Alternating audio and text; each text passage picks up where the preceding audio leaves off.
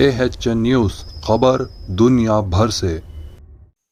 آپ کرونالوجی سمجھیے۔ CAA citizen amendment act کے نافذ پر اسدالدین اویسی کا تنازع، مودی حکومت کو بنایا تنقید کا نشانہ۔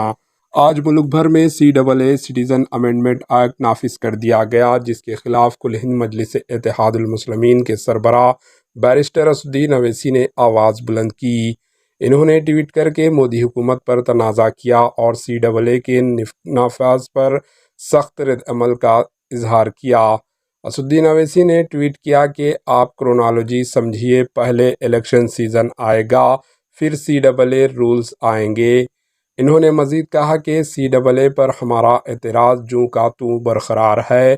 CAA تفرق انگیز ہے اور گوڈسے کی سوچ پر مبنی ہے، جس سے مسلمانوں کے دوسرے درجے کا شہری بنانا چاہتے ہیں۔ اسدالدین اویسی نے کہا کہ کسی بھی ایسے شخص کو پناہ دینے جس پر ظلم ہو، لیکن شہریت، مذہب یا قومیت کی بنیاد پر نہیں ہونی چاہیے۔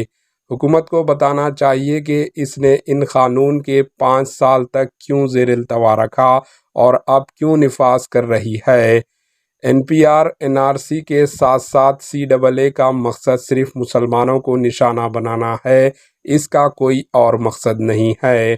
حیدرآباد کے رکن پارلیمنٹ اسدالدین اویسی نے مزید کہا کہ CAA NPR NRC کے مخالفت کے لیے سڑکوں پر نکلنے والے ہندوستانیوں کے پاس اس کی دوبارہ مخالفت کرنے کے سوا کوئی چارہ نہیں ہوگا۔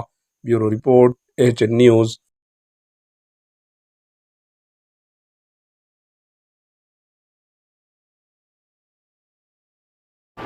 AHN نیوز کو لائک کریں، شیئر کریں اور سبسکرائب کرنا نہ بھولیں۔